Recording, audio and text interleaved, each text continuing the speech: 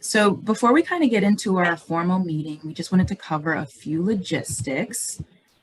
Please feel free to ask any questions in the chat box. If you have a direct question or personal question, please feel free to direct those to myself, Emily, or Chen Chen. We'll be glad to help you out if there's any other technical questions you might be having. We want to just kind of clarify that we'll be going in between kind of speaker presentations, panelists, conversations, and group discussions, and just want to make sure that you understand the different views. So while we're presenting in a formal sort of a person is presenting, it'd be great if you can use the speaker view, and you can find the views by clicking on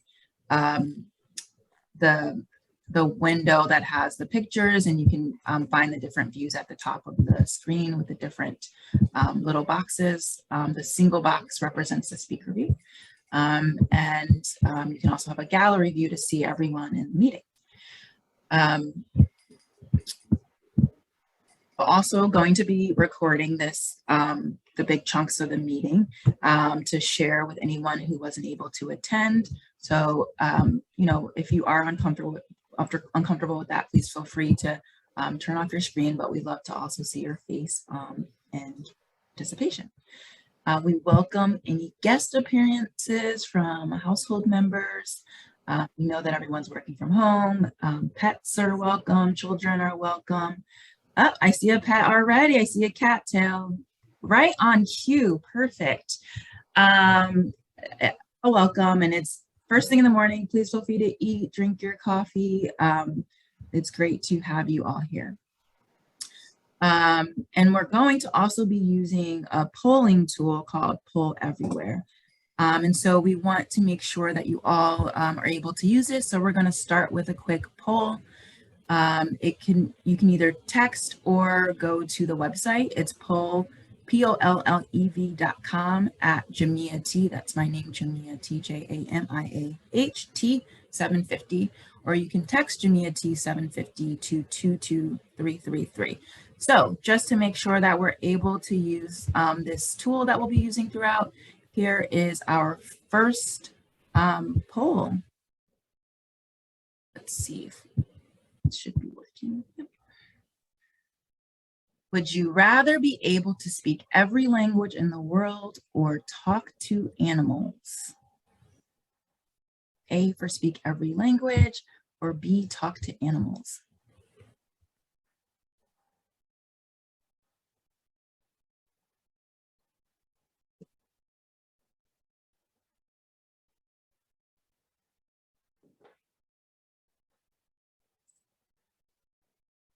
So a copy of the link in the chat if you want to copy that and put it into your browser.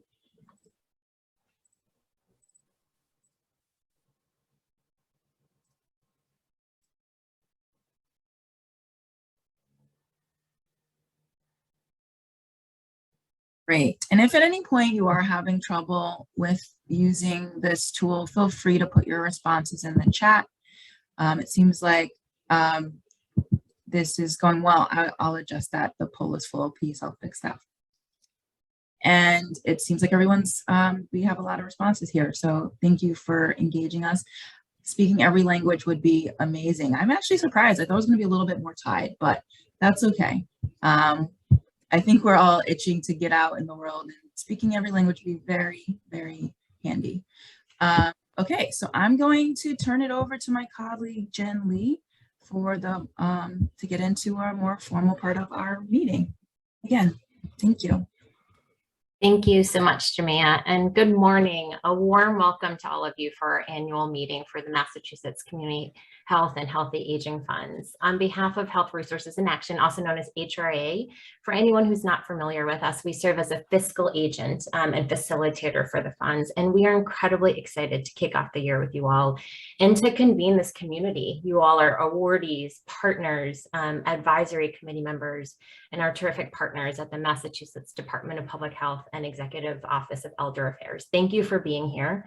We are grateful that you can really dedicate your morning to today's session. And we know that despite a fresh start to the new year, we are really continuing to weather a global pandemic and the multitude of challenges associated with it. We know that you're grappling with closures and infrastructure challenges. And so as Jamia mentioned, do what you need to do. Thank you for being here. And our team and our colleagues we know come to this space today, nevertheless, renewed with positivity and optimism. There has been strength and resiliency that's really prevailed over this past nearly 2 years, and they're really led by the terrific efforts of all of you as awardees in your local communities across the Commonwealth. And today we're really looking forward to elevating those experiences and those practices as we look ahead to 2022. Jimmy, if we could please have the agenda slide, please. Thank you. Today's session, we hope that you'll leave today with a few feelings and emotions. The first is to be connected or reconnected. We hope that you'll be able to meet with folks across the field and across the state, some of whom you may never have met with before, and others whom you may be acquainted with or have worked with for a long time. But those connection points are really the foundation of our work moving forward. And we also hope you leave curious and excited about kind of the activities that we have coming up. 3 buckets that you can see really reflected on today's agenda that we want to kind of tease out for you. The first is just from a very foundational perspective, as I mentioned, is the importance of relationship building. We last connected a while back in the fall of 2020 at this broad level with all of awardees and partners, advisory committee members, and our state agency partners. And over the past year, recognizing that it has been a challenging one, we've convened more so in smaller groupings, primarily by funding streams. So the healthy aging, the CHIP, and the PSE, or policy systems and environmental change approaches, different funding streams is what we mean by that particular grouping. Today and beyond today is really an opportunity to reground and reconnect, and importantly, to rebuild with all of the entities engaged in these funds and in our broadest circle of partners to elevate what's been done this past year while looking ahead to continuing these connection points in 2022 and beyond. The second bucket that we'll be really excited to share with you all is really capturing this past first year of activities. And we'll be with our evaluation team highlighting the successes and challenges that you all as awardees have faced throughout this past year and sharing key project updates. We're going to highlight the really wonderful work that has happened in local communities during a period that spanned 2020 to 2021 when population health and social determinants have been magnified in significant ways during a global pandemic, and how you've really addressed the urgent needs of your communities while being intentional around the key pillars of these funds. And those are addressing racial and health inequities through PSE, or again, policy systems, environmental change approaches, and importantly, community engagement. You've really laid the foundation for more change and impact in the years to come. And our third bucket is going to be around setting expectations for 2022. So our team will be sharing a vision for our capacity building approach and our plan to really carry out this theme throughout the year, one that really refocuses our energy on shared spaces together and using and elevating collective learning and growth.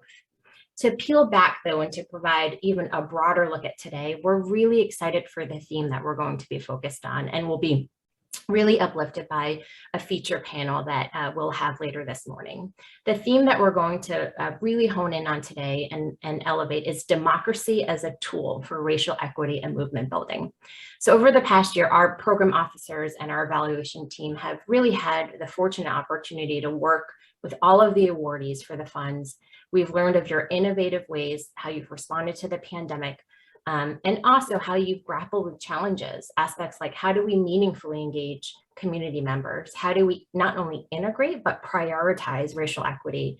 And how do we address shared decision-making across all levels of an organization, be it a group, a coalition, a formal organization that you are employed by? These concerns are not just ones that we face in sort of silos, but they're really globally across any and all of our organizations, and including at HRIA and with our state agency partners. We transparently wrestle with these themes when we think about how we administer the funds equitably and also within the fund's leadership structure. So today we are really excited through our feature panel to shine a light on this challenge of centering equity and justice and the role that shared decision making plays in this role. So we inherently know, right, that the ideals of democracy uphold the belief that power is held by the people and decisions are made by all. But we're going to drill down a bit deeper. What does that look like to practice democracy in our teams, in our collaborations, in our organizations? What does that look and feel like? What would it mean if each of us is guided by these ideals, either at the individual level or at the group level? And then how do we manage to uphold these principles when a global pandemic takes hold in our local communities? Those are just going to be some of the considerations that we grapple with in a featured panel discussion that Jamia will lead with leaders across the state who will help us envision the role that democracy can play in the funds and in movement building. And then we'll think creatively and strategically about how to carry this theme throughout the coming year and provide ample opportunities for more discussion, integration in the work, and technical assistance. If we could have the next slide, please. I'd love to just take the opportunity to highlight our team at Health Resources in Action, and then you'll be hearing from our partners at the Massachusetts Department of Public Health and the Executive Office of Elder Affairs. And we want to recognize that what you see reflected here on our these next two slides of our HRI team is that while each of these individuals may play broader roles within the HRI organizational structure, what we've honed in on here is really our functional roles for the funds. We want to appreciate and recognize a few of our colleagues who have also transitioned to new opportunities, including the amazing contributions of Naniqua Blanding and Kevin Mars, both of whom were long-standing leaders for the funds. And in our transitions, we also recognize that this has been a chance to expand and create new opportunity for existing team members. So the vast majority of our folks you will hear from in some capacity today at some point throughout the agenda and get to know folks throughout the year. So I'm going to start on the sort of left top and then sort of make my way counterclockwise around the slide. We were incredibly fortunate to have Giovanni Munoz Acosta, who was an intern from Tufts University, join us this past fall and work closely with our team. Chen Chen Hens joined us formally as program coordinator this past fall as well, and has played such an integral role with the funds in just a few short months. Myself and my largely outdated picture of my children have probably grown a few years now. I have the pleasure of serving as a program officer for Healthy Aging. Jamia, who you heard from, serves as program officer for the CHIP funding stream, and Emily Breen serves as program officer for the PSE, Oregon Policy Systems Environmental Change Approach funding stream. And I really want to recognize Jamia, Chen Chen, and Emily for really making today's session possible, from the large scale vision to every logistic that you will be experiencing. And intentionally, I end with and sort of very fresh news that we very importantly were able to make happen for this today's session in terms of announcing our newest addition to the team, who we're thrilled to introduce to you all. Albiette Altine Gibson, we are welcoming on board as director of the funds, and Albiette is joining us actually today. She is graciously taking time out of her schedule and will not formally start her role as director until later this month, but very graciously dedicated some of her well-deserved downtime before she starts her role to be with us this morning and to really take in this wonderful community. Albiette has had an extensive experience in community health and public health broadly, not the least of which is including her roles previously at the Boston Public Health Commission, and most recently at the Bowdoin Street Health Center, where she really led the community health department for a number of years in health equity work to address social determinants of health. And we are thrilled to have her here and to welcome her formally. We wanted to just give her a few minutes to say hello and to greet the group before she formally takes her role next week. So Albiette, I'll turn this space over to you to say a few words to the group. Sure. Good morning, everyone. It's so nice to be here. My name is Albiette Altine Gibson, and I'm just really thrilled and happy to meet you all. I would not miss this meeting no matter what. As just an introductory point, to see all the faces that I'm going to be working with And, really just to thank you all for all of the work that you have been doing, understanding that especially now during the time that we've been in the past couple of years with COVID, and, the racial justice work that's been really moving aggressively. It's been a whirlwind. But with all those changes, it's so important that we're able to come together, that we're able to continue to work and support one another. And in my previous roles, working at the Bowdoin Street Health Center, I've been able to work with a variety of community residents, agencies, city government, things, entities of that nature, to really just address the issues around social determinants of health, health equity, and racial justice and racial equity. And it's just really been important work and a foundation for where in the lens that I utilize when I'm working with everyone and every entity that I encounter. And just really appreciate this moment to be able to hear about all the great work that you all are doing, and to participate and to get involved and to really see how we can work together, how I can be helpful, and most importantly, how I can learn from you all. So just thank you all so much. I'm really excited, and I look forward to hearing about all the work that's happening, and being a thought partner and working collaboratively with all of you guys. So thank you so much. Thank you, Jen, Jamia, Chen Chen, and Emily, for all the information that you've been sharing with me. And I just appreciate it and look forward to working with all of you. Thank you, Alviette. And to everyone, we'll be making ample opportunities for you to engage at group and individual levels with Alviette over the coming weeks and months, and sharing more information about Alviette's wonderful biography and past experiences. You could go to the next slide, please. I want to introduce as well, very importantly, our evaluation colleagues, also based at HRIA, and you'll be hearing from them as we cover the year one activities for the funds later this morning. Abby Atkins serves as Healthy Aging Evaluation Lead for the Healthy Aging Funds. Hannah Carliner serves as Evaluation Lead for the entirety of the funds, as well as the important role of leading the evaluation for the community health arm, including the PSC and CHIP funding streams. We are also delighted and fortunate to have Pri Rana as research analyst and Camille Saralis as research associate. So again, you'll be hearing from that team later this morning as well. And they really the two slides that you see of us really comprise the broad HRA team that supports with the funds, and have the great fortunate opportunity to work with all of you in a number of ways. With that, we are again delighted to have you here, and very fortunate to be able to have this shared space. It is an important one, and really important that we convene at the top of this year as we look ahead to all the possibilities and opportunities. With that, I'm going to turn it over to my colleagues and our colleagues at the Massachusetts Department of Public Health to hear from the state agency, and in particular, Jessica Del Rosario will be sharing some high-level thoughts. One housekeeping thing before we make that shift. Now is a good time, as Jamia shared, if you'd like to switch into officially speaker mode, you can click in the top right corner of your Zoom link, the view button, and then select speaker mode. That will be helpful as we proceed in the next few segments. So with that, I'll turn it over to Jessica.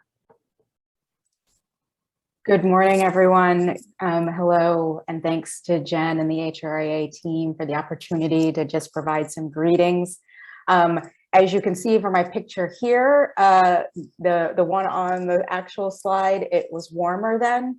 And I'll just say, I did try to get a more updated picture. So I'm just gonna go like this. This was me walking the other day with my husband, the day after the snowstorm. So just to say, I am, for those of you who know me, I come out of some healthy eating, active living work at the department, and trying to live that mission. So, so on behalf of the department, it's such a pleasure to welcome you to the funds and this annual meeting.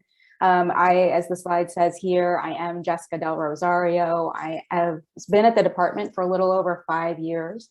Most of my time there I've spent as the Director of Community Initiatives, overseeing programs like the MA CHHA Municipal Wellness and Leadership Initiative, though I've been behind the scenes in so many ways with the Community Health and Healthy Aging Funds, coming out of a long history in nonprofit and philanthropy. It's been a really amazing time to work with this team and develop these funds with all of you.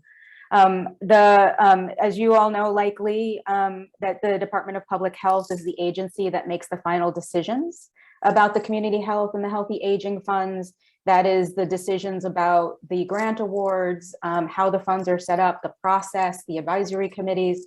Really, the department plays that lead role, but we do it in collaboration with all of you, with our wonderful partners at the Executive Office of Elder Affairs for the Healthy Aging Funds particularly, and that this project in itself sits within the Division of Community Health Planning and Engagement, which for most of the fund's life up to this point has been led by Ben Wood, who's moved on to some other great work still within the health arena. And I wonderfully was promoted into the role of the Director of the Division of Community Health Planning and Engagement sometime late last year. Lost track of time here already. So I'm really excited about working with the team and continuing to work with the team and play and now stepping into a leadership and a management role in so many ways for the funds. And as we transition in so many different ways for the fund, do these next steps for the fund, which I'll talk a bit more about and we'll get into a little bit more today. But I want to, before going too much further, I want to take a moment to pause, and I am joined here by one of my DPH colleagues who actually really is a main driver and has been a main driver of the Community Health and Healthy Aging Fund. So Liz, can I pass to you for an introduction and a welcome? Sure, Jess. Thank you so much. And to follow your lead, clearly in my picture, it was a lot warmer too. Hi, folks. Liz Maffei. I've been with state government since 2005, been with DPH since 2009, and been working in community health initiatives since about 2013 through 15, and been through all of this transition. And I'm really happy to be at this point, especially with these funds after, talking about them for so long and getting to be here. And I just really appreciate all the work that you all are doing and these conversations and continued conversations. And I'm looking forward to the coming year, and just hope that we can continue this great work. And with that, I'll just pass it right back to you, Jess. Thank you. Okay. Thanks, Liz. And just to introduce one more member who's not physically here in our virtual space, but is here in spirit with us, and really between me, Liz, and Jenica Allen, who is a community health planning and engagement specialist at the department within the division. The three of us are really the point folks for this. I also want to just do a greeting and acknowledgements of some additional transitions within the broader agency.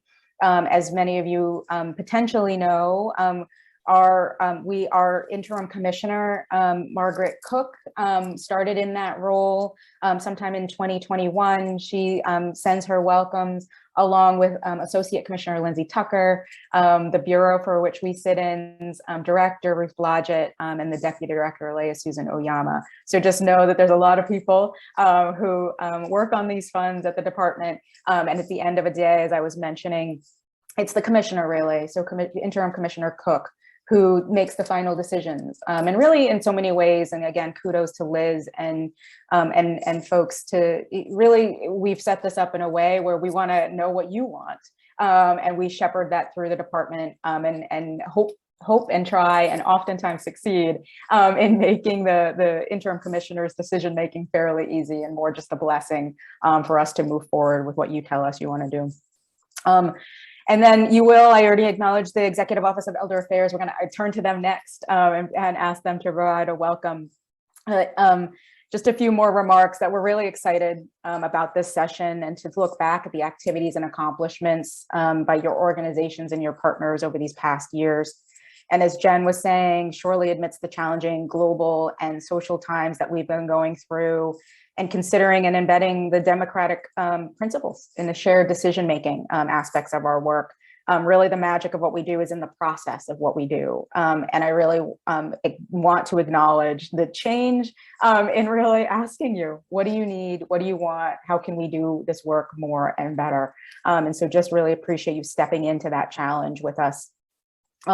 We're going to have an opportunity to hear from some amazing leaders across Massachusetts who are grappling with many of the same things that we are, the approaches, and considering how to incorporate these principles that we talk about a lot, and that I know you work on into community work, both how they do it now and how they're thinking about doing it in the future. I know I'm going to be listening for inspiration and how to during that session, surely. We're also going to be talking and engaging in large and small group settings. We'll have an opportunity to recognize that the funds have been guided by two really amazing advisory committees and the amazing advisory committee members, Community Health Advisory Committee and the Healthy Aging Advisory Committee. So thank you for your leadership. Thank you for your dedication. Thank you for being a part of this community. Many of the members have been involved since the very early of 2018. So it helped us really think about how to do a comprehensive process, really build out the vision and the values and the principles and the guiding framework that really led to the request for proposal that that the grantees here and your partners really responded to. So again, thank you. Really appreciate the advisory committee members' leadership. And then particularly more recently, the informal advisory committee members' participation as we think about and turn the page and think about what we want to do, what we've learned, and what we want to do going forward. And on that note about going forward, we're currently planning to release the next round of funding for the Massachusetts Community Health and Healthy Aging Funds later this year. You are part of our community, so you will surely hear that update when it becomes available. And we would ask, not only would you consider it, but really think about other people within your networks who are ready and willing and want to build this type of capacity and do this type of work. And so to spread that on, and so we can continue to build the tent and build our community. And then lastly, I just really want to echo and add, and I'm going to get a little emotional, surprise for those of you who know me, that I'm going to get emotional about something, but I just really want to say how inspired I am and have been by your willingness to step into this with us, with your willingness to do this hard work. Many of the things we're trying to do are not linear. They are based on when an opportunity arises, but you got to know that opportunity is there and you got to take it. And I'm so inspired. And then particularly you add on these last 2 years and how hard and challenging the world has further become. And you've continued on. So just know how inspired I am. And I'm looking forward to hearing your stories and hearing what you have to say, and how honored I am to take what you tell us you need and confirm, affirm, change my mind, expand my perspective, and take that and really shepherd it through the bureaucratic process to get us to, nope, this is what we hear we need, and to make that final decision by interim Commissioner Cook, hopefully more of a blessing than it is, and then feeling like a use of power in a way for which we know we are trying to upend. So just really want to thank you. And I think with that, I'm going to turn it over, to Catherine and my counterpart at EOEA. Excellent. Thanks, Jess. I hope people can hear / see me. Okay. Jess and I did not collaborate on our opening remarks, but I'm laughing and also gonna shorten mine on the fly because I think that a lot of the gratitude and inspiration is certainly echoed on the elder affairs side. But before I dive in, I just wanted to say thank you all for taking the time to convene in virtual 3-hour forum, I know, can be demanding on folks' time, especially given what's going on with the Omicron surge and how that's affecting, your professional lives and the people you serve, and quite frankly, your personal lives. I know that a lot of folks are dealing with childcare closures, elder care closures, and all that sort of thing. So just thank you for being here and participating in this space together today. For those who don't know me, I'm like the middle picture here. We did not do a very good job on the assignment of sending the HRA and DPH team like fun photos. So I apologize if these are extremely formal headshots. We are all fun people, I promise, but our headshots are here. So, I'm not the only person, of course, who's involved with this work. I want to acknowledge up front that really it's championed by Robin Lipson, who's our Deputy Secretary, second in command to Secretary Elizabeth Chen, who many of you are familiar with. And then Emily Cooper, who plays, a dual role with our agency as the Chief Housing Officer, but also is a special advisor on housing to Mass Health. Emily has been incredibly instrumental during this process, is really a content expert, as I know housing is an area that so many of us are working on as far as structural change. But by way of introduction, I'm Catherine Downs, and I'm the policy director at EOEA. And it's funny because hearing Jess's sort of like history about the fund, I'm realizing that, my path into the agency intersected with sort of the birth of the Community Health and Healthy Aging Fund.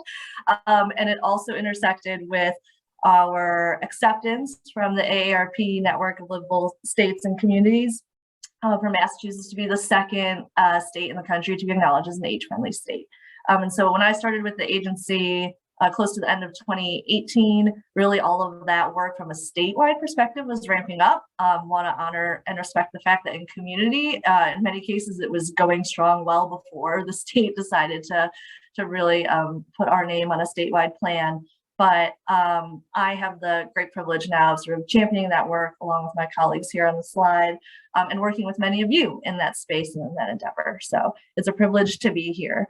And I want to say a special thank you. I know some of these opening remarks can be like we're all patting each other on the back, but like really genuinely, I want to say thank you to my DPH and HRA colleagues, especially from a policy perspective, our DPH colleagues for creating and carving out the space for the Healthy Aging Fund through the new DON process, and really honoring our agency's values and our stakeholders' values, bringing that age-friendly and dementia-friendly approach into the fund. So we're extremely grateful for that. So just really briefly, I wanted to share sort of our perspective of how we see the Healthy Aging Fund in particular, like really furthering sort of our agency's mission and approach. And so, we see this as a mechanism to strengthen and move the needle as far as those 8 domains of livability, which is the age-friendly framework defined by the World Health Organization and adopted by AARP's Livable Communities Network.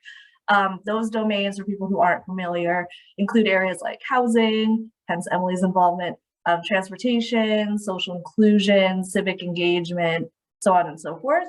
And they're all really underscored by these consistent values and tenets around combating ageism and creating more inclusive communities. And so we really appreciate these funds, not only to further progress in these domains at the community level, and in a way that is community driven, but really bringing that equity lens and a goal of this long lasting policy and systems change. And so to echo some of what Jess said, I want to acknowledge that these investments, when we started this process and the awards were granted, they were already, the charter there and the charge was already really hard. All of these investments involve like long-lasting structural transformation. And on top of that, you add the past 2 years, which I don't think did anyone any favors as far as resources and making progress in some of the areas we wanted to when we said, back in 2018, 2019, what we wanted to do. But I think that, the past years have certainly elevated the need for this work and put a really fine point on the importance of everything that your organizations are doing. So on behalf of Secretary Chen and Robin, Emily, and the rest of the EOEA team, I just want to say thank you. And beyond that, I want to say, quite frankly, that we are in awe of everything you are doing. I'm incredibly inspired by the work. I, quite frankly, came into the process late, as I wasn't part of sort of the upfront design, sort of bigger policy decisions involved. And so it's been really enlightening for me to sort of listen, learn, come along this journey with you.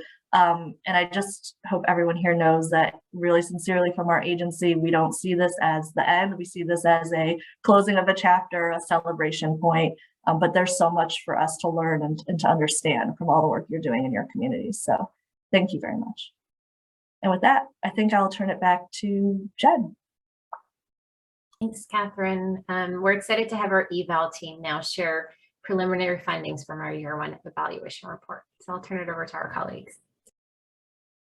Thanks, Jen. I'm Hannah Carliner. I am evaluation lead for the funds overall, and we just wanted to share with you some of the early preliminary results that we've been synthesizing from our learning and evaluation work for the first year of the first cohort of awardees. So we have drafted a report that we've shared with DPH for review, and soon we will be reaching out to all of you to discuss the findings and learn what else may be helpful to work on together based on the data that we've worked with all of you to gather over the past year. So just I wanted to have a brief reminder to you all, since it's been a while since we've gotten together, but the Massachusetts Community Health and Healthy Aging Funds consist of 3 funding streams, 14 policy systems and environmental change awardees, 9 community health improvement processes awardees, and 9 healthy aging awardees. The awardees are from across the Commonwealth, with a large number, as you can see on this map, in Central and Western Mass. Per the mission of the DON funds, fewer organizations work in Boston and the Boston metro area. So we're quite happy with you all being distributed in less served places across the state, and in future years we're going to aim to increase recruitment and participation from the northeast and southeast parts of the state. So as noted, in the first cohort of funding, about $15 million were awarded to 32 grantees working with over 35 community partners in 163 cities and towns across the Commonwealth. Based on the grant proposals, it is estimated that almost $9 million are going directly to the primary awardees, and importantly, $4.3 million going to Massachusetts-based partners of the awardees, and $1.7 million going directly to community members who are an integral part of this work, and we are helping, we hope to use these funds to compensate them for their engagement in this work. The 14 PSC awardees are working across social determinants of health, but in this first cohort primarily focused on housing, the built environment, and the social environment. The 9 healthy aging awardees are focused on age-friendly domains of housing and transportation in this first cohort, and also working in the geographic priority areas of gateway cities and rural areas. And finally, the CHIP awardees are working in multiple stages of the CHIP process. This graphic is from a CHIP convening that we had earlier this year, where we asked awardees to annotate the chart to indicate where in the process they currently are. And as you can see, many of them are in the stage of collecting and analyzing data. Sorry, many of you are in the stages of collecting and analyzing data and working on implementation strategies, while others are in different phases of this iterative process. In a moment, I'm going to pass on to my colleague to talk about some of the findings from our virtual site visits that we conducted last year. But first, I wanted to describe our overall evaluation approach, which includes co-designing the monitoring and reporting procedures with all of you, building capacity among awardees to conduct your own data-informed evaluations, and working together to gather actionable data that can be used in communities across Massachusetts. We will be working more on these components of the approach in the coming years. In the coming year and later, I will describe some of the upcoming opportunities to get involved with our learning and evaluation work. So our main evaluation activity for year one was conducting virtual site visits with all of you, the 32 awardees and partners. We chose this approach in an effort to minimize burden on the awardees during this very difficult past couple of years. So as to relieve the burden of writing a formal year one progress report. And we also chose it to be a sort of creative and collaborative way to gather data about the activities that you all engaged in during this unbelievable year plus for public health and for society overall. So a list of questions and discussion topics were provided to awardees in advance of these virtual site visits, and awardees were able to invite any organizational or community partners they wanted to discuss the activities of the previous year. And we recorded these conversations and have been sort of analyzing and synthesizing the data. And with that, I will pass it on to my colleague Priyopti for a small activity.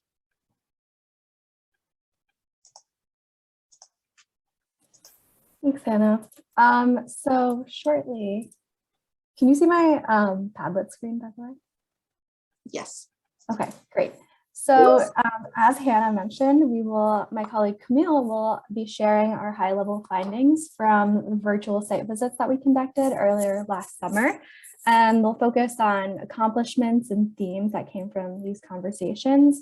We also, in this meeting, wanted to give you all this space in this Padlet to share your specific successes and challenges that you wanted to highlight as well, knowing that there's no way that we can adequately summarize everything that you all did and capture all the inspiring specific work that you have done. So I won't be pausing in this activity for long, but you can either add something as we're talking, or you'll have time in your breakout groups also to reflect and share from this activity. And I think Camille will be dropping this link in the chat box.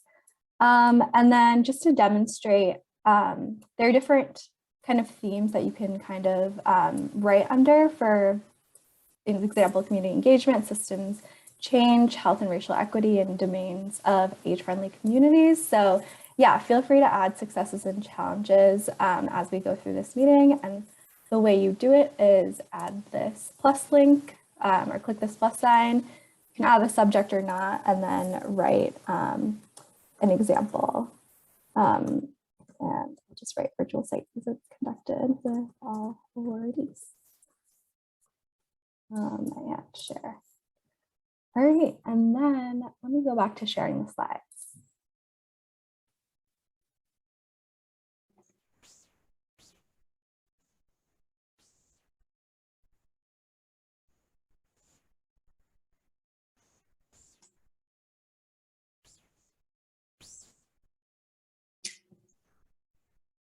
Thank you so much, Pri. Hi, everyone, and special hi to all of our awardees. I sat in on many of our virtual site visits this past summer and the past year, so I'll just be presenting on a few of our preliminary awardee accomplishments. So amidst the changes and challenges of the past year, awardees persisted in their plans to affect PSC change, disrupt structural racism, and further age-friendly communities. On our screen here, we just have a few of our preliminary findings. We had organizations increase opportunities for immigrant farmers by purchasing farmland. We had a youth-led hiring process for one of our organizations where they had youth in the community sit through the process and interview folks for positions within the organization. We have specific examples of how community engagement led to the professional advancement for community members and racial equity as diverse groups were engaged in the CHIP process for several awardees. And we also have a health impact assessment that was completed to inform the beginnings of policy change for criminal offender record information checks for older adults living in housing applications. And we also have folks who have started the discussion of reparations in Massachusetts towns through housing.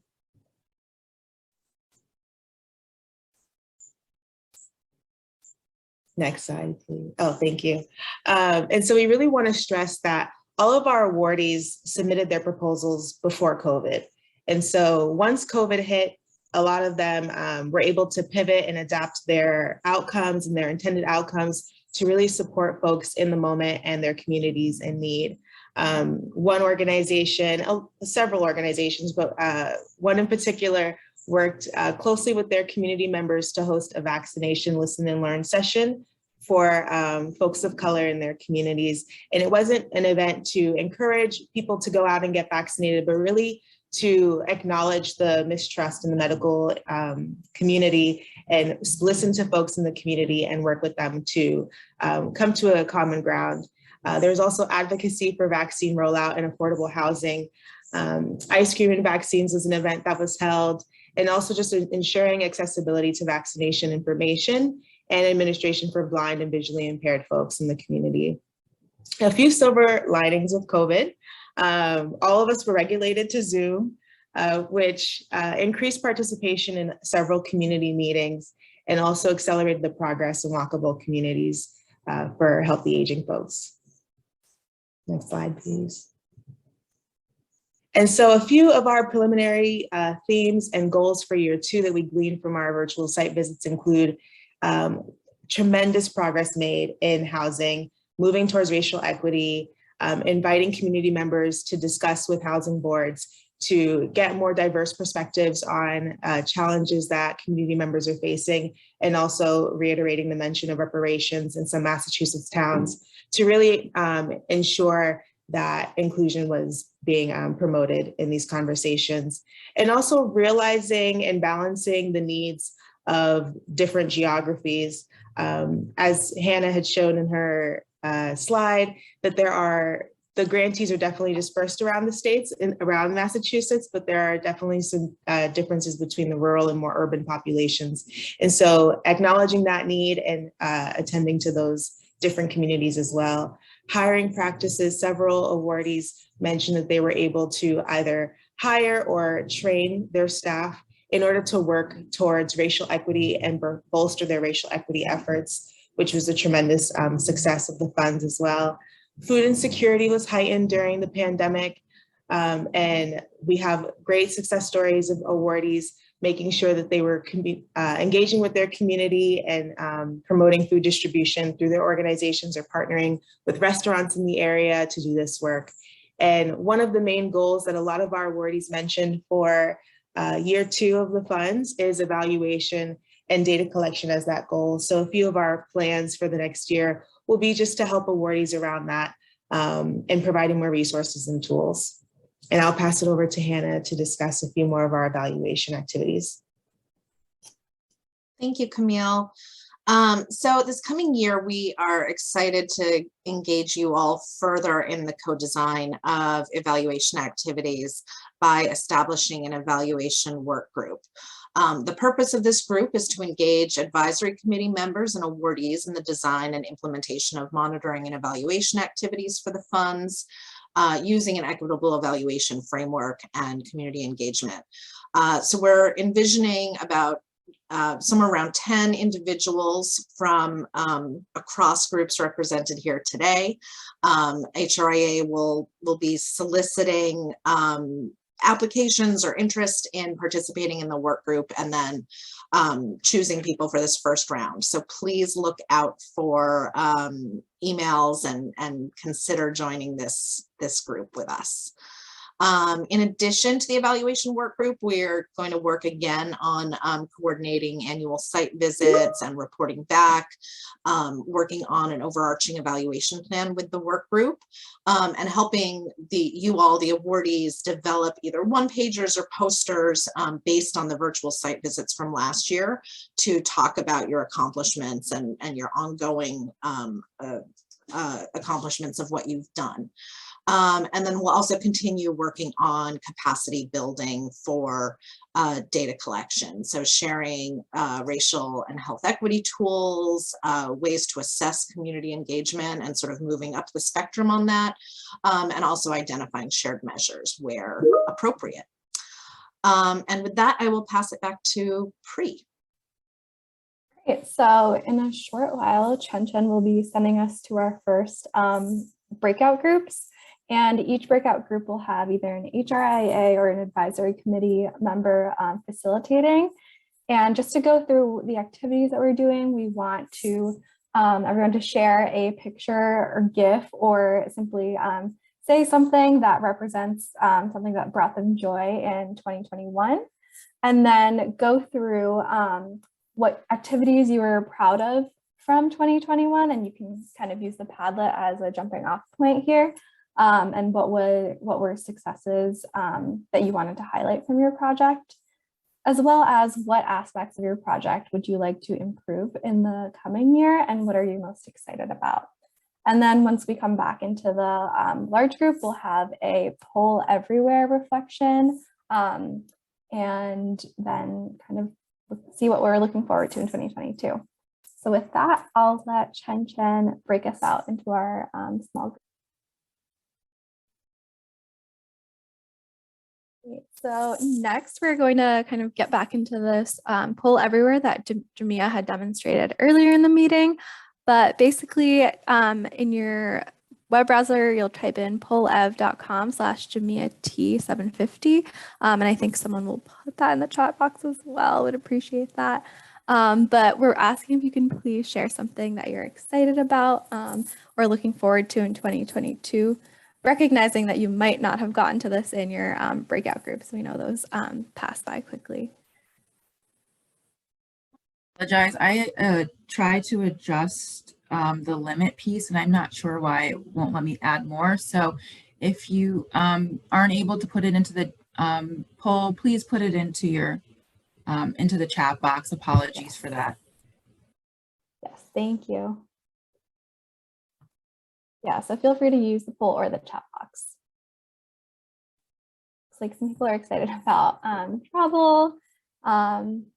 We're excited about sharing evaluation resources.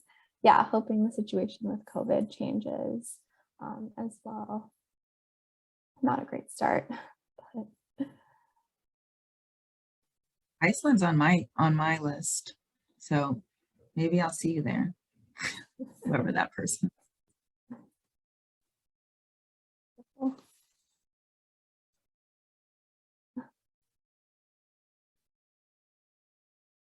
So continue adding. I don't know if it's not loading on mine, but continue adding, and yeah, more people excited about travel. All right, got distracted, but more people excited about travel and kind of excited about the hope that COVID will leave or kind of decrease with this upcoming year. So I have those same hopes and those same excitements. We'll pass it back to you, Jamia. Hey, thank you. Okay, so I'll have been enjoying the first portion of our convening today. We're going to move into our panel discussion and talking about democracy, democratic practices, and shared decision making as ways to move forward community engagement and movement building. And I am really excited to introduce our panelists today. We have shared with you our complete bios for our panelists. We have Nia Evans from the Boston Ujima Project, Malika Jeffries, and Nairobi Rosa Soriano, who are both from part of the collaboration for our PVPC grant from Pioneer Valley, and specifically working with the Hampton CHIP. And then we have Isabel Gonzalez Webster, who is with Worcester Interfaith. I'm going to stop sharing for a bit so that we can get into our conversation. And I think we should all be. So, and we should all be spotlighted. I think this is working. Okay. Just Isabel needs to be spotlighted as well. Great. Well, you know, when we think, Jen offered a really good explanation and groundwork for this conversation. And I just want to kind of add also sort of my thinking on this work is, you know, when we think about democracy, it can kind of spark mixed emotions. We can think about the ideals that this country were created on, but also that is mixed in with ideas of colonization and whiteness and racism. We can think about voting rights and sort of how, the struggles and fight to have equal voting rights. And then at the same time, think about voter suppression right now and the fact that many people are disengaged and disenfranchised in voting systems. But, these are very large scale ways of thinking about democracy. But for me, I also think about it at a very community centered level and how we can think about focusing on democratic practices and shared decision making as ways to engage community to have their own autonomy, to be able to hold power and investment into the decisions that really do impact them. And, what does it look like for us as a collaborative across the funds, across all of our partners, to really use this model of thinking about power and thinking about uplifting those communities that are most impacted by the challenges we are facing today. And so I'm really excited for our panelists to be able to share their perspectives on this and experience with the strategies and expertise that they have in this area. So our first question, opening question for everyone, and I'll kick this off with Nia, is, what is your vision of democracy and what value do you think it brings to community and movement building? Good morning, Jamia. Thank you. Good morning, all. Thank you. It's a pleasure to be here. And I've been slowly learning about this group. And so, yeah, I'm just really honored to be in front of this group of people who are working to institute democracy at the local level, as Jamia talked about. So my vision of democracy, I was doing a little bit of reading in preparation for this conversation. And I think I want to just start off with a quote from a sociologist who I don't know that well, but I really appreciated the quote. So this is from a French sociologist named Alain Touraine. And this is from a larger piece that he said, but he says the fundamental test is whether or not active participation in the social product of political decisions and culture is progressing. So I would say when I think about democracy, and again, echoing Jamia's thoughts in terms of different levels of democracy. So thinking about political democracy, which I think is something that comes up most often when we're talking about democracy, thinking about social democracy, which I think probably those of us in the advocacy and the activist and organizing spaces are very familiar with. But then when Jamia talks about community level democracy or local democracy, then that's the realm of participatory democracy. And so when I think about participatory democracy, that word participatory is really important. And so I think of participation, and I think of the breadth of participation amongst community members. And when I say community, for me, community is defined a whole bunch of different ways. So for example, for UGMA, which is a member-led organization, there's a way in which we are a community of sorts. And then our community lives in different communities around Boston. For example, as Boston is a city of many neighborhoods with their own distinct identities. So I think of breadth of participation, and I would say even more important than breadth of participation is depth of participation. So, is how deep is the democracy that we are building. And I think what we think about when we think of how deep is democracy that we are building, we're thinking about how informed the decision making is. We're thinking about feedback between ourselves and our members. And so I would say feedback, what does the feedback loop look like between community members, for example, I think is another way to say that. In terms of being informed, what's our level of transparency? So what is the quality of information that we are providing are some things when I think of depth of democracy. And then I would say ultimately, what I think of is what's the ownership of the process. And so for me, that's one of the most important things. Our experience at UGMA, one of the reasons UGMA formed, I would say, and one of the reasons I found UGMA's work so compelling is I think our experience with processes today, and Jamia has talked about this, are mostly not that positive. They're pretty negative. When we think about community engagement processes, for example, they can feel, what's the word, for not real. They can kind of feel like they're a formality. It can feel like we're going through the motions. Oftentimes we have found that the final decision is disconnected from the input. And so for me, what I think about is there real ownership of the process? Because then I think if there is real ownership of processes, what we say is there will be real ownership of results. And then there will be a shared stake in moving together and bringing about action to those results. And I'll pause there just to see what others think. Isabel, in our conversation, something that's sticking out to what Nia was saying is around ownership, and we talked a lot about that when we talked. And I'd love to, hear your vision of democracy. Yeah, I know. Thank you, Jamia, and thank you, Nia. Worcester Interfaith is a grassroots, multi-faith grassroots organization that works around racial and economic justice. And so we also have a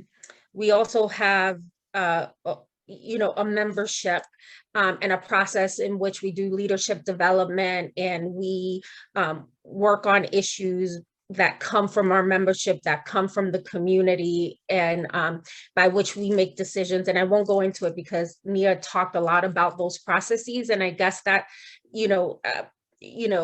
I guess I'll jump to like representative democracy, because Nia talked a lot about community processes beautifully. So I'll just skip to the next step, and it's really about accountability, right? And so,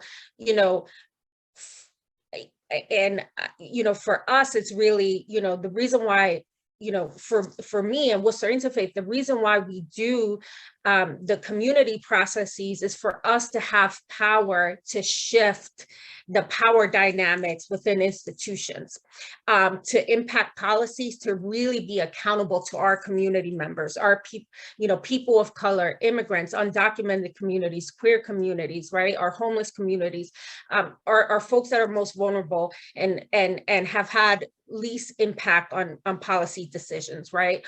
And so for us is, how do we really have true representative democracy? Because we don't have that in this country. We don't have this in Massachusetts. What we have is folks that tell us they're going to do something, right? Like empty promises, right? We work to try to achieve something.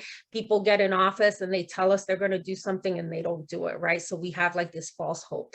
And so what we really need to work on is building power so that we can really get our own folks there, right? People that look like us, speak our language, right? Like are from our cultures, so that we're not fighting with, public school administrations or health industries to say, listen, you need to do X, Y, and Z, because people that are in those places are from our communities and they know our cultures. They eat our food, right? They know how we exercise and don't. They know, what music we listen to. They know how, how we are in community. And the policies that they institute are based on the knowledge in our community, right? So that we're not going back and saying, oh my God, you instituted X, Y, and Z, you're suspending these kids because, a teacher suspended a kid because he wouldn't look the kid in the eye. But if you knew this community culturally, that young people don't look parents, any elders in their eyes. So if you would have known that, you wouldn't have suspended X, Y, and Z kids, and they wouldn't have this in their record, right? So for us, it's really about, how do you build power to be able to ensure that our communities are are free, right? Our communities are free to live whole lives, right? And not being, not negatively impacted by these policies, because folks that are making these policies don't understand our communities, aren't from our communities, and are making policy decisions that are harmful to our communities. So that's one. Did I forget something, Jamia? I know I kind of went on a tangent, but that's what true representative democracy is. And if we don't have that, we're never going to have, never going to be able to get what our communities deserve. Great, thank you. And Nairobi and Malika, when you share your vision, we also talked about ways in which this work not only enhances community engagement, but really works to dismantle structures, existing structures. That's racism, that's classism, that includes white dominant culture and patriarchal systems. How do you feel that in this work in engaging with communities that you work with really helps us to make things more racially equitable?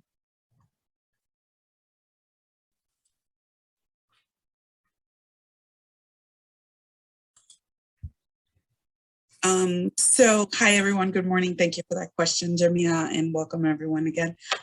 So as for my community engagement department, and one of the things that I think is so powerful is of course knowledge is power, and so trying to engage my residents with different aspects of how can they understand how this broken system has been developed, what's been happening, what can we provide to be able to empower them to know how to advocate for themselves and for their community needs. And then, putting people in power that reflect who they are and have commonalities. And, going from as far as creating small neighbor circles in different communities, understanding each other, understanding their common issues, and then taking it as far as now, who do we have to represent us that can, make those changes. And so that's part of the work that we have done here in our organization, and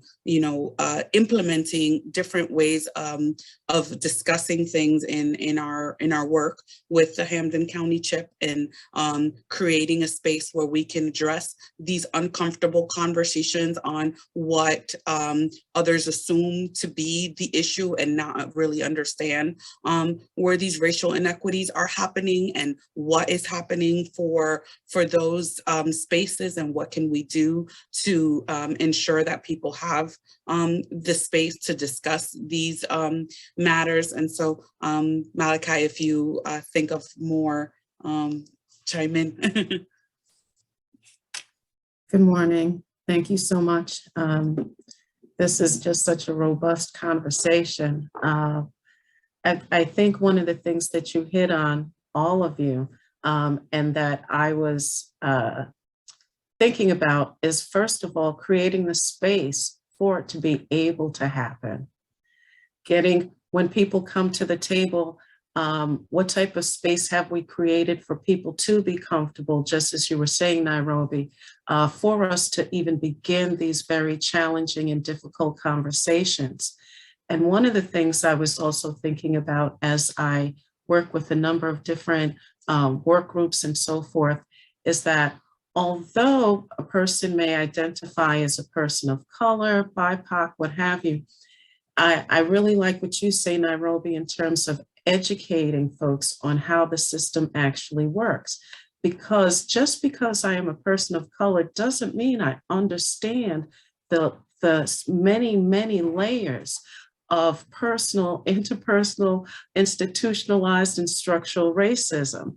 And how am I as an individual interfacing and being able to understand that, a little bit of it, because that is what I'm actually grappling with. So I think some of it also is taking some personal accountability and responsibility and understanding a little bit more what the beast is, so that we can affect change on deeper levels. Can I add one additional thing? Sure. I'm sorry. I think the other thing that happens in Massachusetts, and it's not only in Massachusetts, which I think is more harmful, is that there's a lot of well-meaning white institutions and coalitions and policymakers that assume they know the issues and know what's best for our communities, who are in a position to advocate for policies or to advocate to write ballot questions for new passage of new laws, who actually are not in touch with grassroots.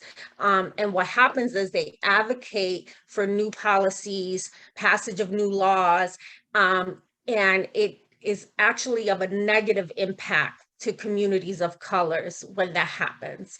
And they think it's well-meaning to our communities, but it's actually not. One, it's not good in terms of, you know, where the power lies. It continues to allow the powers to be with white folks. But additionally, in terms of affecting whether it's, you know, whether it's issues around health equity or economic justice or criminal justice or whatever, a lot of times is negative impacts for our communities of color. I can give an example later on. I talked to you about the paid leave time for family childcare providers and PCAs and adjunct professors in 2014 with that ballot initiative. But, you know, there's tons of examples. So I think we need to question ourselves, especially white folks in this work, around, you know, where we see our privilege and are assuming to know what's best for communities of color. And we need to examine ourselves to see what is our relation to communities of color, to grassroots organizations, real grassroots organizations that are accountable to a membership? And what is our relationship to them? Do we have real relationships? Are we in communication? You know, do we have real relationships to them, or are they transactional relationships? Do we go to them when we have a ballot campaign, or when we're seeking just input or a survey to impact a policy, and then we leave, you know? So let's actually get into that a bit more. You have all really kind of been highlighting representation as well as accountability. How do you hold yourself and the communities that you're working with, and either policymakers or those making decisions, accountable to sort of uphold these principles? And what are some of those principles you are upholding? So I'd love an example, you know, to your point, Isabel, something at the policy level, and as well as something that's more at the community level. Nairobi, I don't know if you wanted to start with this. I think, you know, this was a great question for you, so.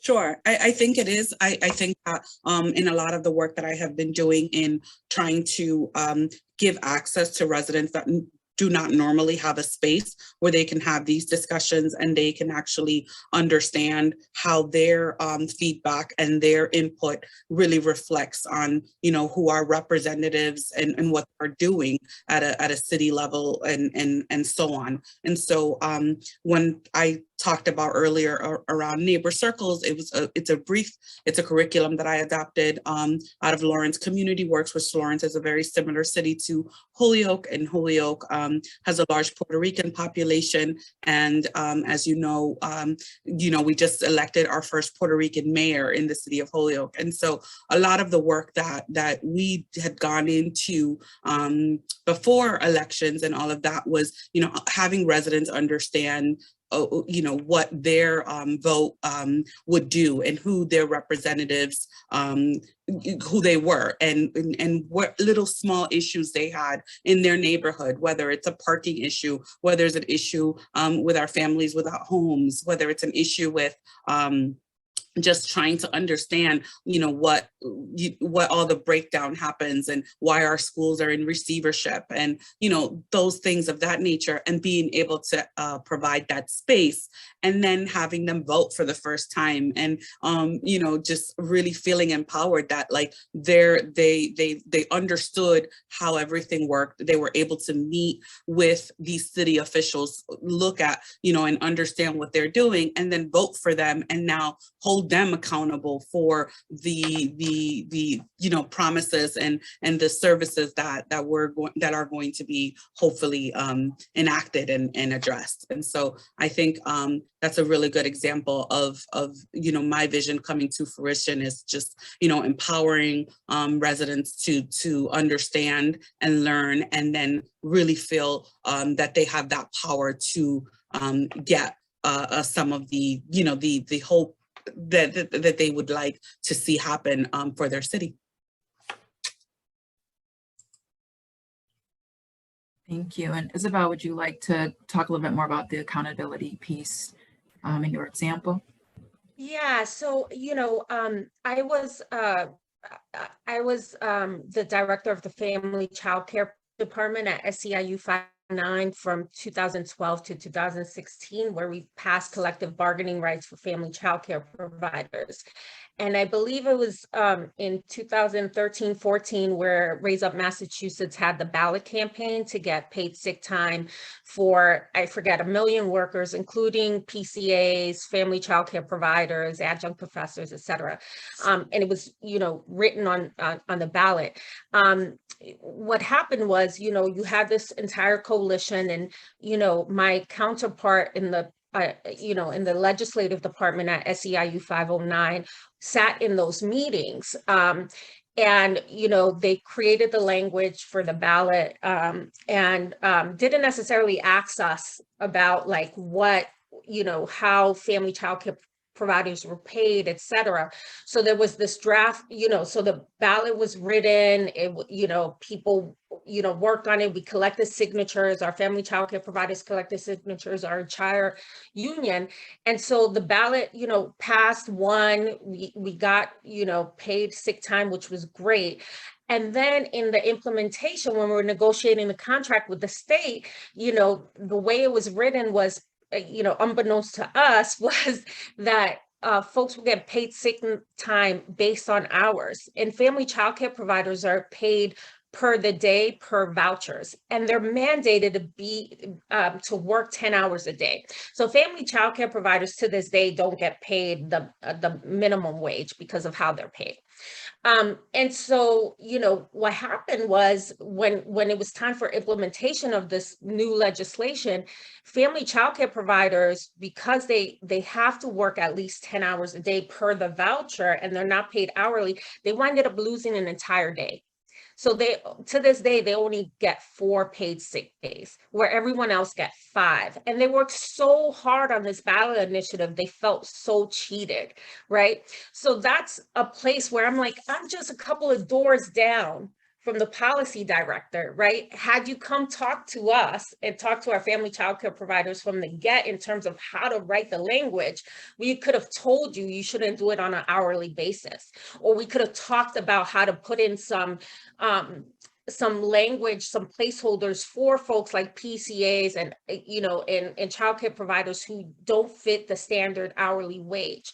But that happens. People think, we know what's best. We're going to kind of go in there. Let's add family childcare providers and PCAs because they deserve it too, which they do, right? But if you don't talk to people on the ground, folks that are most impacted about how their lives, like what impacts their lives and what they want to see, what they envision for themselves, and have a relationship with them, you wind up passing legislation, which is good. It's helpful for them.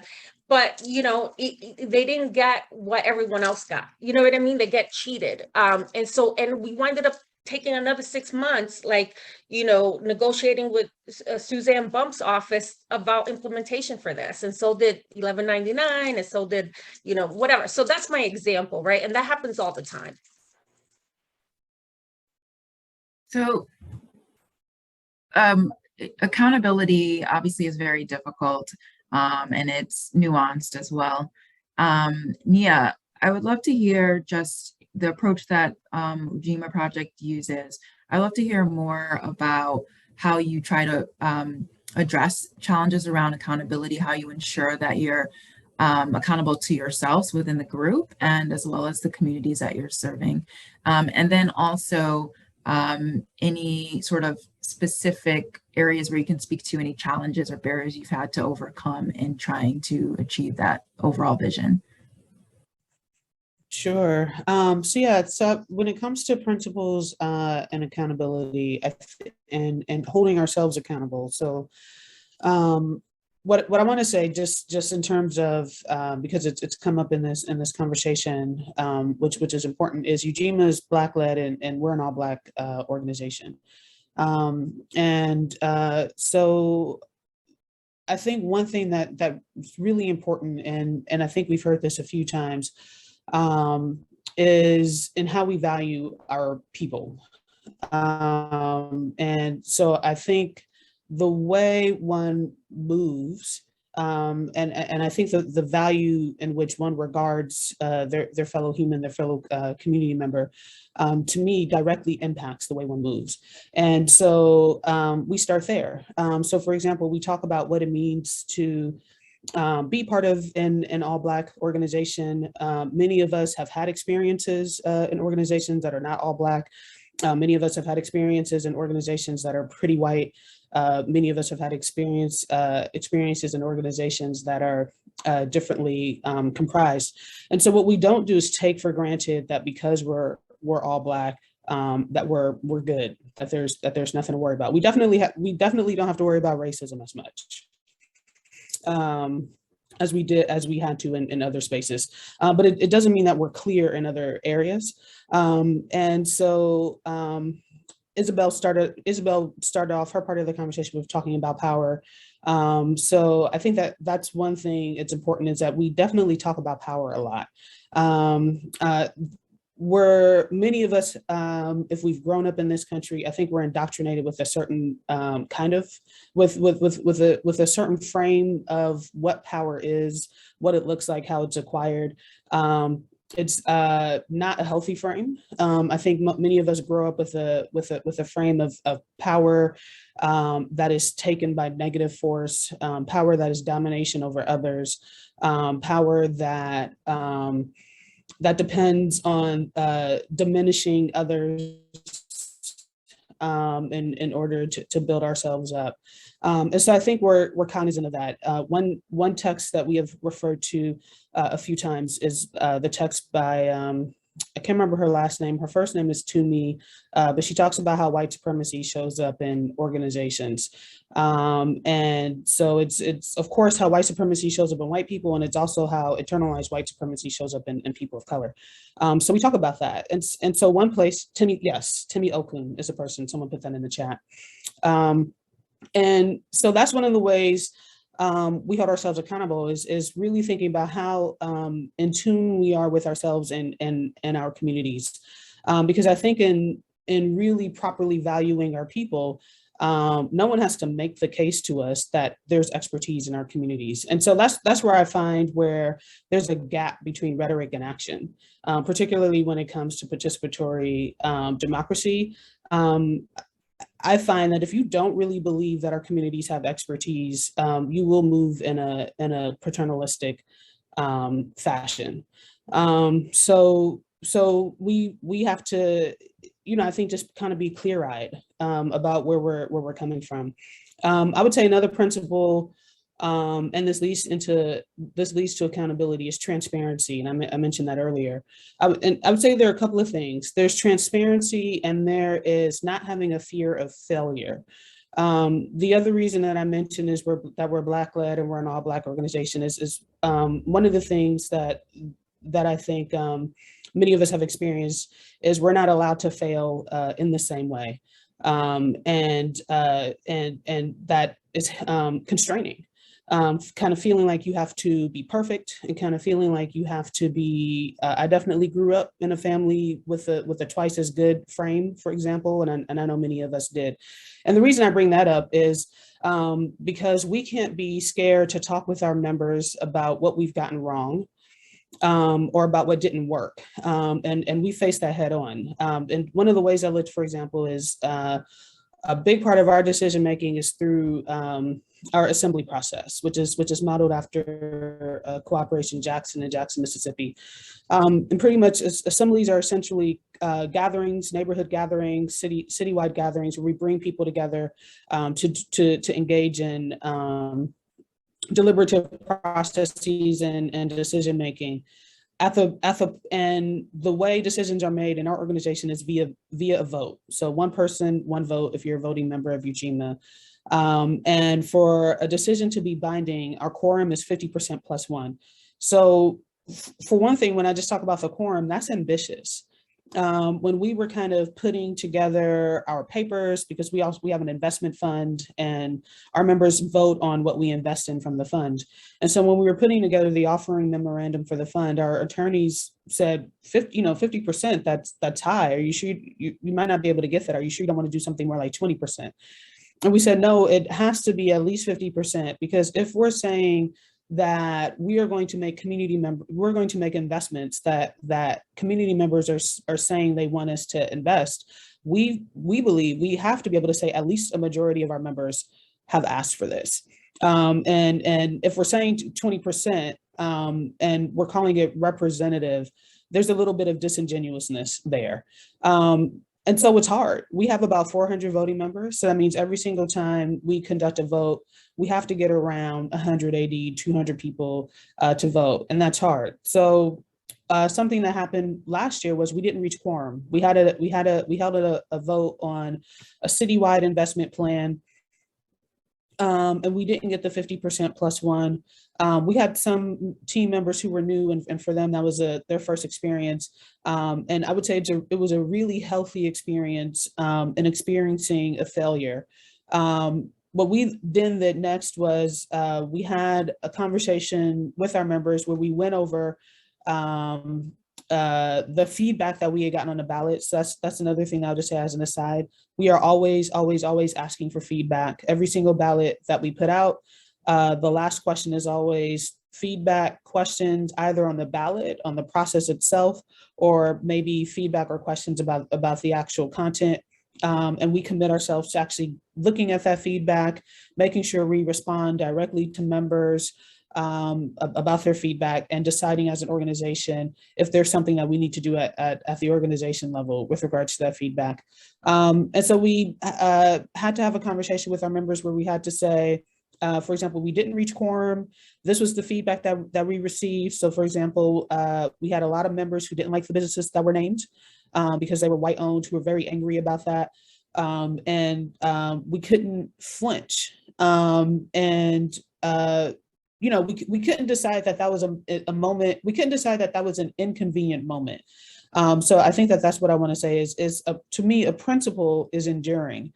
And it's not a matter of convenience. And so if we're saying we're going to be transparent, we will always have conversations with you about the process, and we will seek feedback from you, and we will be responsive. We can't have a moment where we decide, oh, well, this actually doesn't suit us. It doesn't make us look good. So that we have to be able to face it. So I think that's what I would want to talk about right now. Thanks, Nia. And I'll see if we could possibly get a couple questions in, but before we do that, I would love just like a thought around this piece, moving into or shifting thinking around democratic practices and shared decision making can be a bit overwhelming and daunting task. What if each of you could share, how do you create the space for that? What is one first step that a group could take to begin shifting their practices? How do you set the conditions for that? Anyone would like to start with a quick thought? I mean, I think different organizations and different groups are set up differently. So it really depends on where you're at. For a grassroots organization, like Nia mentioned, you need to have more interactions, right? At Worcester Interfaith, we can't say we made the decision at a board level, or we can't say we made the decision at a coalition level. We need to check in with our members. We need to have conversations. We need to make sure that if we're making a decision, in our education equity coalition that the majority of folks are in agreement with, if we are making decisions around, police, around police reform, that our majority of our coalition, because we work in coalition with other organizations, that the majority of other coalition members are in agreement, right? We can't say, you know, for the most part, we actually, for a lot of our coalition work, we try to get consensus, because if you're trying to build a movement where people are going to tackle an issue like police reform or education equity and addressing racism and take on a citywide campaign,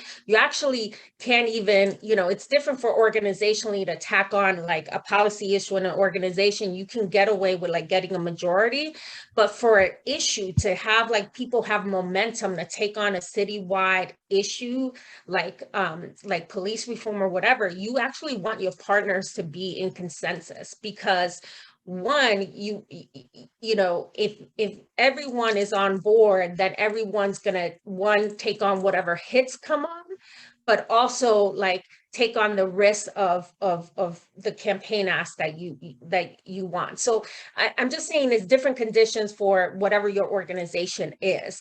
But communication, making sure all your partners, all your members, you know, whatever organization it is, that you have communication, that you have agreement, that people that are members or partners understand what you're asking them to do. They're in agreement. You have a process by which that happens, whether it's, you know, monthly meetings, bi-weekly meetings, quarterly steering committee meetings, whatever it is, that there is accountability to your membership, your steering committee, whatever it is.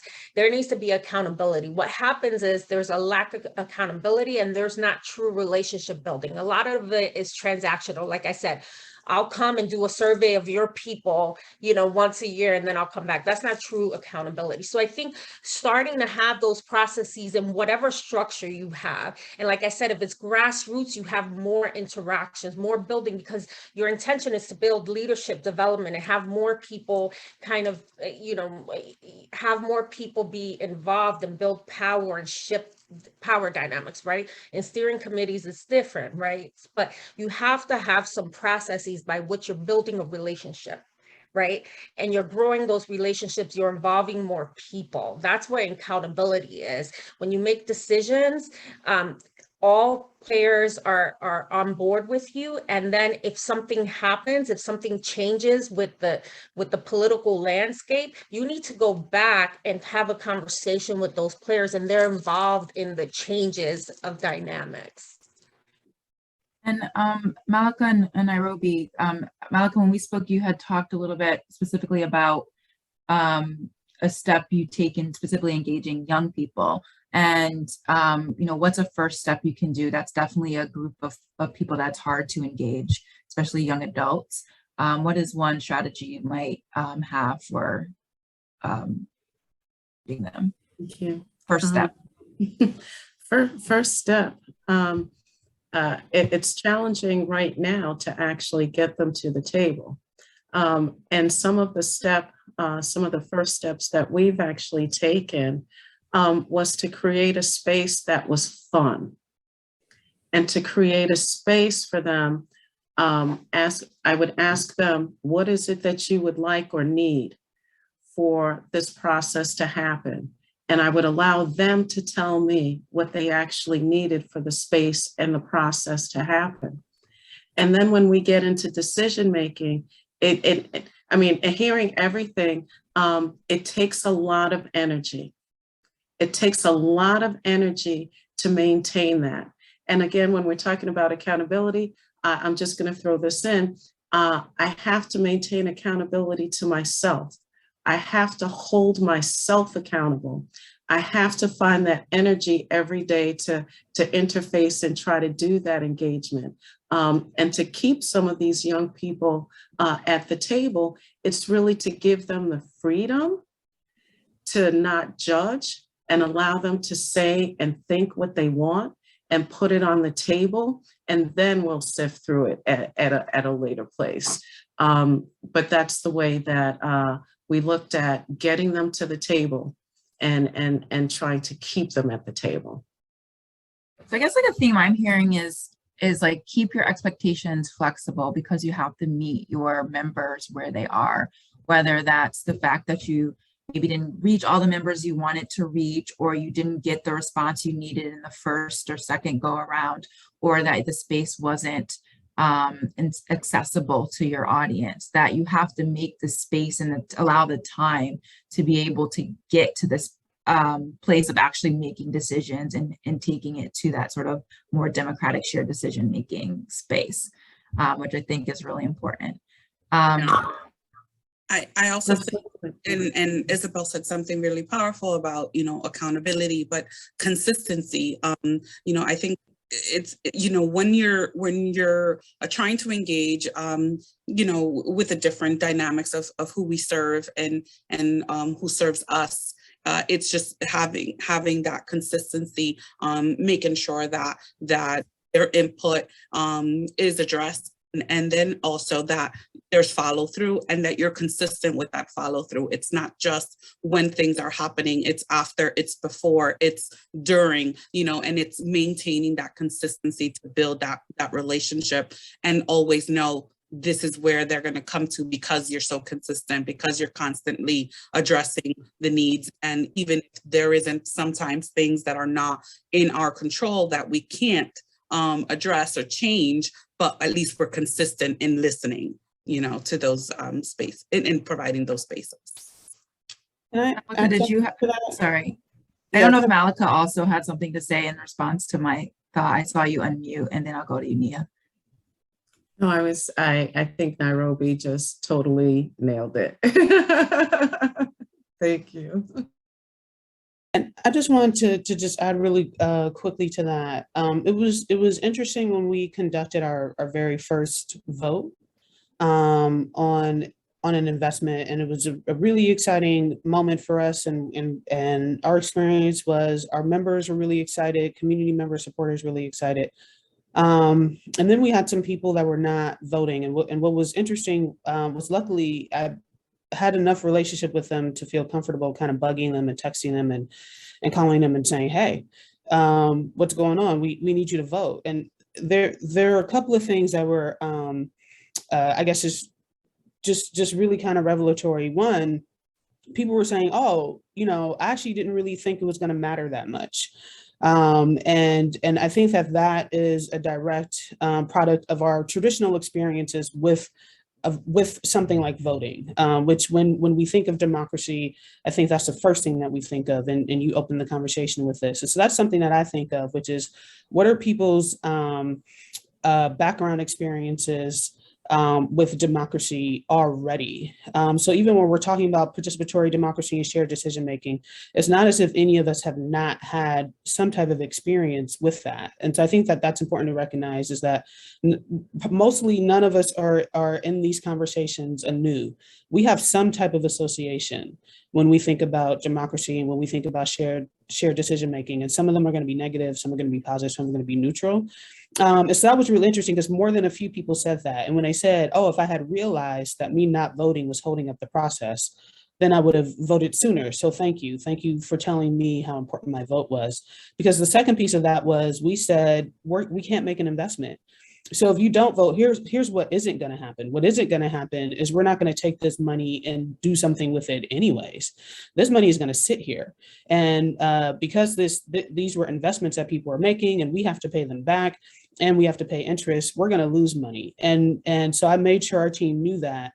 What we can't do is say, because we're in the nonprofit world, and we have funders, and we have to show success, and we have to show outcomes.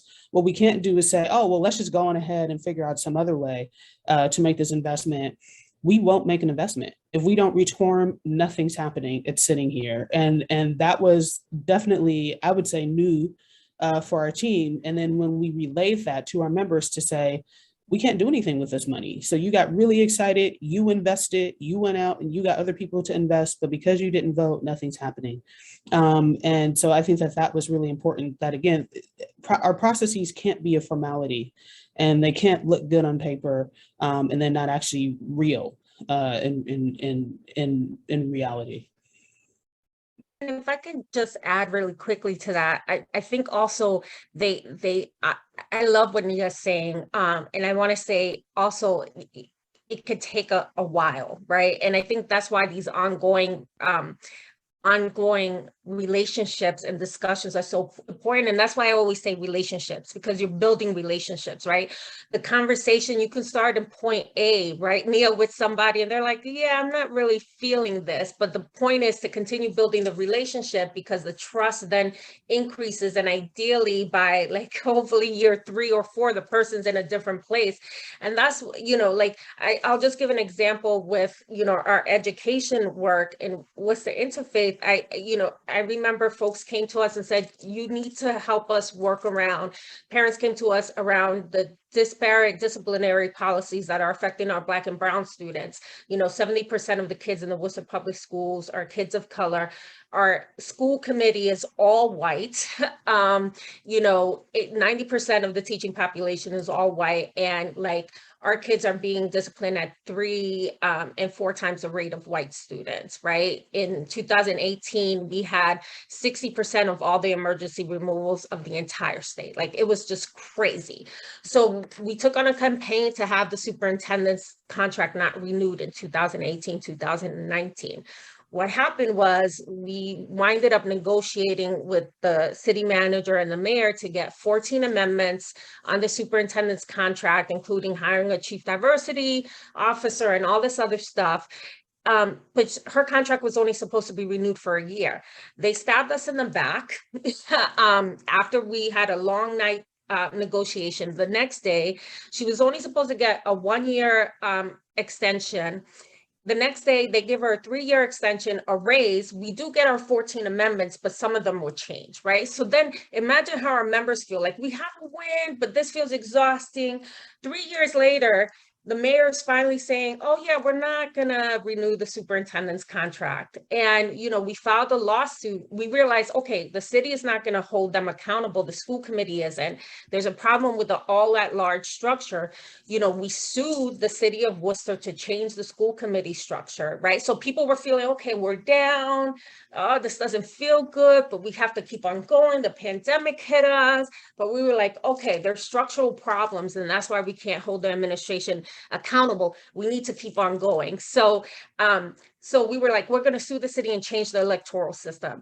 And we did that. In 2023, we're going to have a district-based model for school committee, right? So there's like wins and losses, and you have to fight through it, right? And sometimes you don't see the win until 3 years later, right? And now we're going to find a new superintendent. So some of it is like wins and losses you need to work through with people and try to not have them lose momentum, because the bigger win doesn't happen until like 5 or 10 years down the road, but you need to like continue to have those relationships to make sure you don't lose people throughout the way.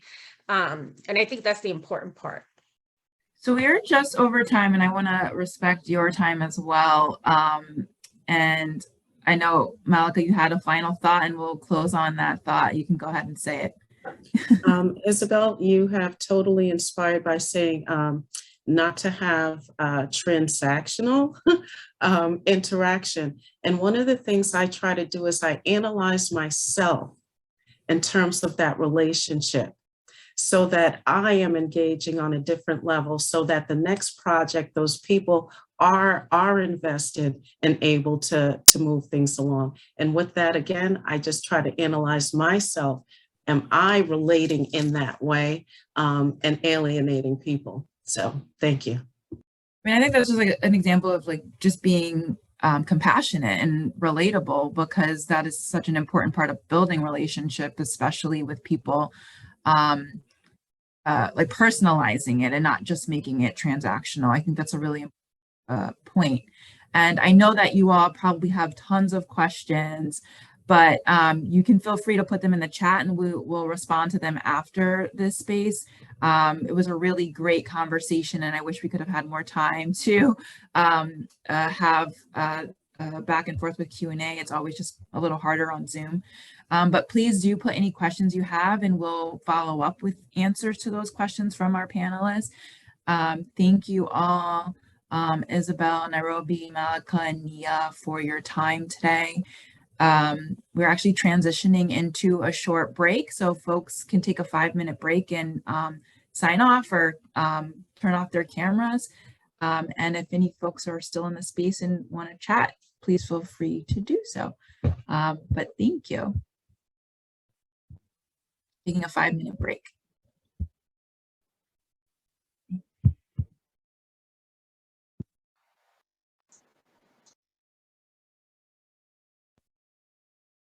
Hi, Mia.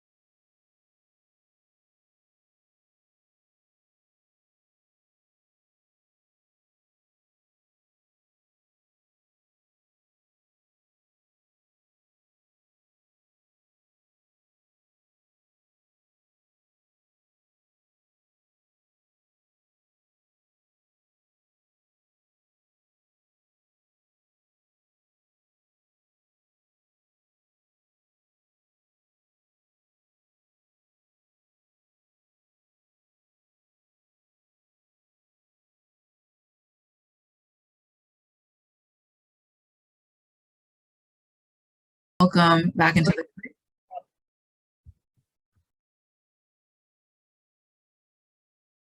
Let me go ahead and share my screen.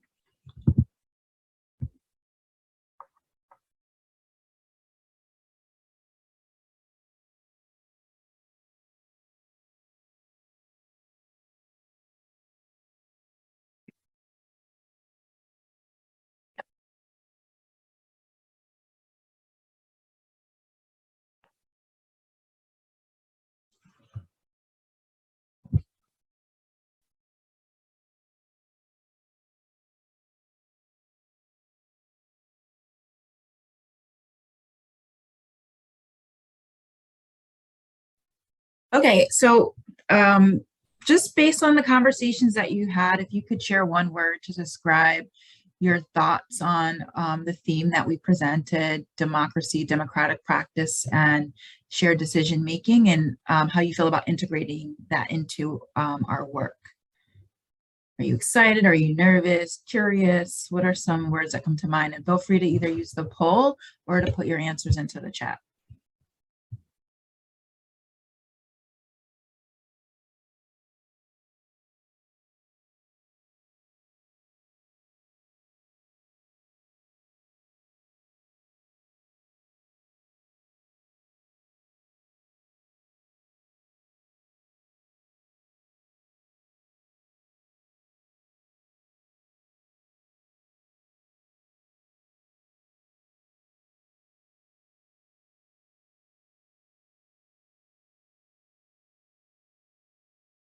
Theory is the biggest one that's popping up. Inspired, I also saw that in the chat. And foundational. Distance and patience, those are definitely words that we heard in the discussion. Affirming.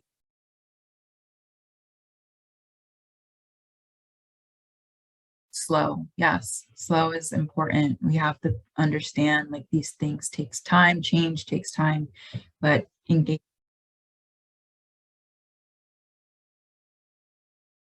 This, please continue to add and put words into the chat. We have accountability, encourage, listen in the chat. Thank you. Please continue to add to this and keep going.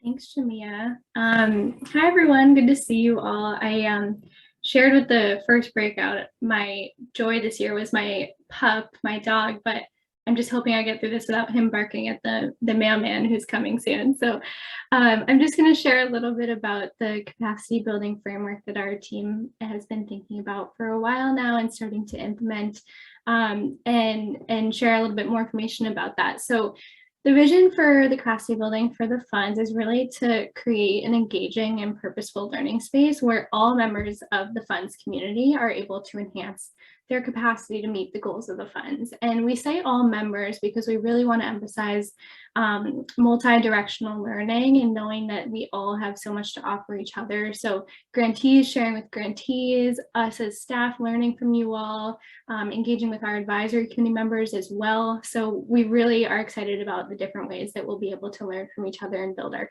collective capacity.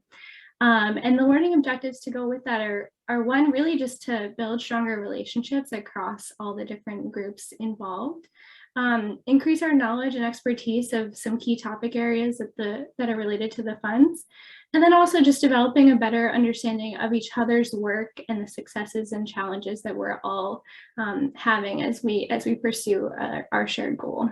So the next slide. The next slide has a few topic areas. If you recall, many of you took a survey back a while ago at the start of the funds in the first sort of year of your projects. And we wanted to learn a little bit more about what areas you wanted to learn more about. And so these are 4 topic areas that really emerged from that survey. They're racial justice and organizational culture change, outreach and advocacy, partner engagement and capacity building, and evaluation, assessment, and planning. And so we're highlighting these topic areas because we're really mindful of them moving forward as we think about our capacity building activities and want to make sure that these are woven into the different activities that we're going to be doing with you all in the coming year and years. So on the next slide, we outline some of those activities. We wanted to highlight for you all today. This annual meeting is really the start of this year, and it's that sort of presentation style, the first one on this list, where we got to hear from some really wonderful people with lived experience and subject matter expertise on a topic. Like I said, but it's just the start. It's really where we're starting this year. We also wanted to give a chance for some of that peer-to-peer learning in the breakout groups with different grantees sharing their reflections and experiences. We also hope to co-lead with you all. And so some of our convenings will look like us sharing the presentation role and hearing from grantees, hearing from advisory committee members, hearing from staff. And so we're excited to build our relationships and share learning in that way. And then we also have opportunities for like practicum learning. So basically taking some lessons learned in these convenings and different spaces together and applying them and coming back and sharing how that goes for you and really so taking that tangible application of our lessons. And then lastly, another piece that we'll talk about in just a few minutes is really an open forum. So a space in between these convenings to continue having conversations together, sharing ideas, sharing successes and challenges, looking for feedback and advice. We really want to have that ongoing space for you all as well to continue to engage. So we'll talk a little bit more about that in just a couple minutes, but I'll pass it to Jamia to go into a little more detail with the capacity building work. Thanks, Emily. Can you hear me? Okay, great. I think my computer's a little delayed. Apologies. So the themes and the modes of learning were really pulled from that original survey that we did in the spring of 2020, and we know a lot of things have shifted. So we wanted to re-engage you and ask you a little bit more about what you were interested in gaining from a learning community space. And so we reached out to you this past fall. We did receive participation from 38 participants and primarily project leads or staff. The learning community space is open for members to join, and we realize that maybe the leads or staff are the folks that have the time and capacity to participate, but we also want to create opportunities for other members to join as well. folks were really interested in meeting monthly or mostly monthly, and bi-monthly came in second with their cohort. So with either PSC together, CHIP together, Healthy Aging together, and we're interested in meeting quarterly across cohort.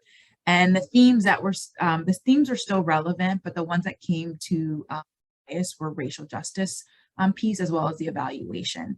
And folks were most interested in presentations in the peer-to-peer learning. So in adapting our capacity building framework, we really wanted to be conscious of the time commitment, realizing that, you know, we kind of didn't focus on the learning community space in the first year beyond just the TA and one-to-ones. So we really want to be conscious of not overloading everyone. But honestly, you know, people were basically interested in a monthly engagement. So we tried to create what that might look like. And so as a result, these are sort of the different types of engagement activities that we'll be having throughout the year. Some of it's a slight shift from our original expectations that we shared with your, along with like the grant agreements when we first had our initial check-ins with each of you. So we'll have our annual meeting once a year. We will be having a learning community space, which is virtual or in person long-term, but will be mostly virtual this year. And we'll have 5 of those a year. And we'll also have an office hours option. So with your, within your cohort, so each of us program officers, Emily, Jen, and myself, will have an office hours for each in between the learning communities for people to check in.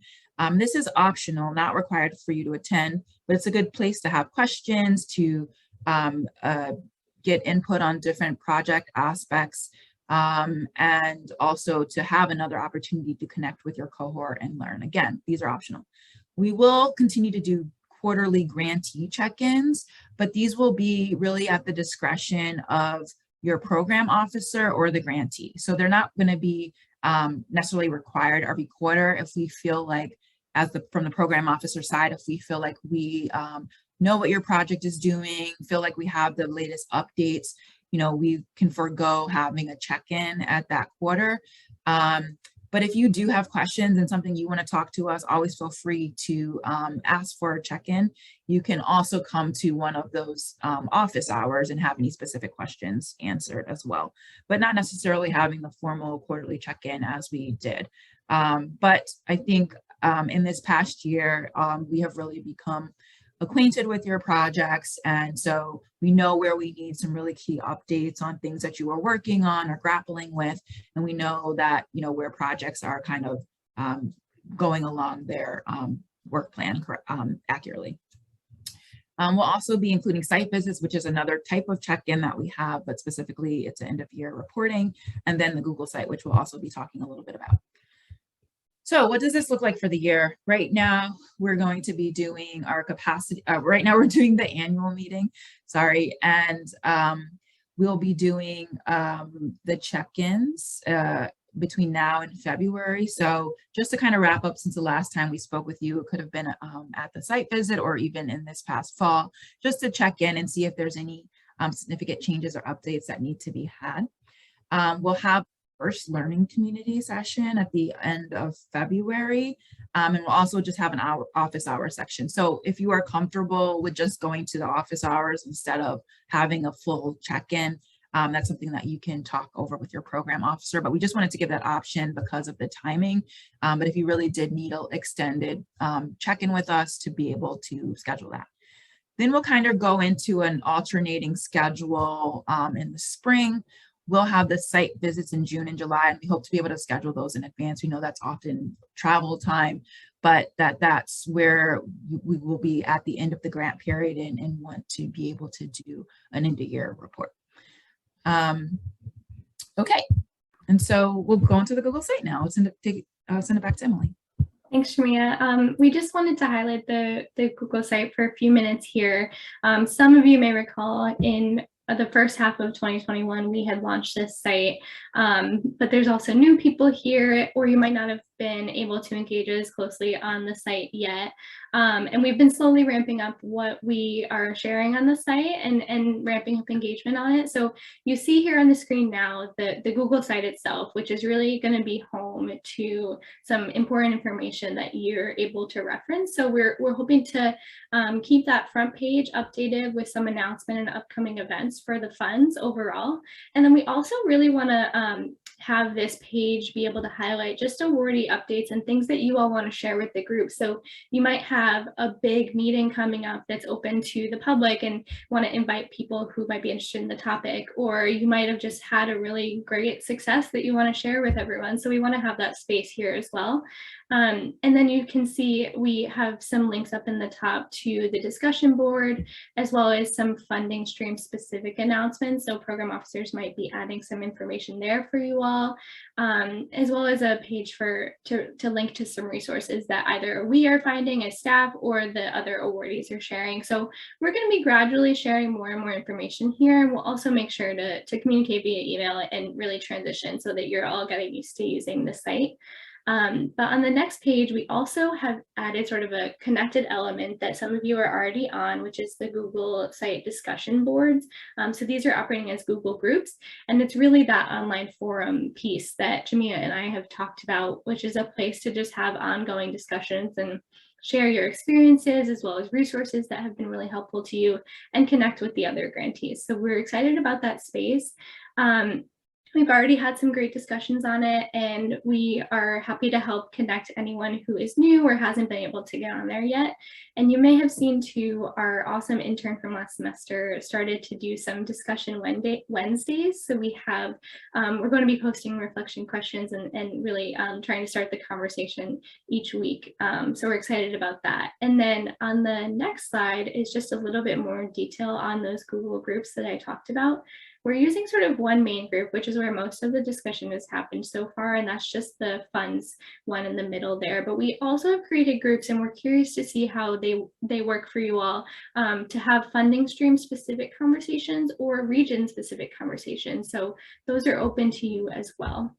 And then the last slide is just to highlight that we already have some discussions going on, and we want to highlight too, it looks a lot like email if you're used to using Gmail, but we have some directions in a learning community guide for you all if you need help sort of navigating this, and you're able to reply directly to someone or to the whole group. So we just, again, really want this to be a place to start conversations and then have you all be able to connect with each other on an ongoing basis. So that's all I'll say about the Google site. We're really looking forward to you all engaging on there with us.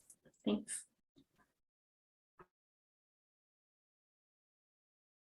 Before we get into the Q&A, I actually just wanted to kind of go into the next steps just so that we're clear on where we're going. So please do take a minute to complete the survey. If you have your phone with you, you can put it up to this QR code and it'll take you to the survey. It's really short and we'd love to get your feedback. So please feel free to do that right now. We will be sharing the evaluation report in the future. So please stay tuned for additional details on that. You have the slide deck, but we also do want to share with you some of the additional details that we talked about in earlier in the meeting. We're also going to be recruiting for the evaluation work group that Hannah mentioned. And then we're going to be launching the capacity building session. So we're going to start sending some pieces to schedule, some emails for scheduling. The first session will kind of pick up next month. We'll pick up on this idea around democratic practices and decision making. And we really want to be able to carry that out throughout the sessions. It'll include a mix of the different modes of learning, including opportunities to break out into groups with your cohort as well as with within issues or regions that we see coming up. We really want these sessions to be reflective. So things that we're hearing back in our one-to-one TA with each of our grantees to be able to uplift those into this space. But also we want to continue to kind of hone in on some key skills, including practicing some of the things that we were hearing about today. So that is the end of our formal presentation. And if you have any clarifying questions on sort of the next steps and the capacity building work, please ask those now. I think I see some things in the chat, but I don't know questions. So any questions? And I'll just.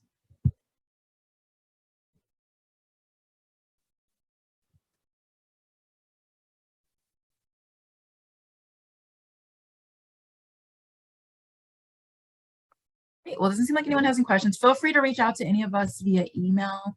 Thank you so much again for spending your morning with us. It's been great to reconnect, and we'll see you soon via email.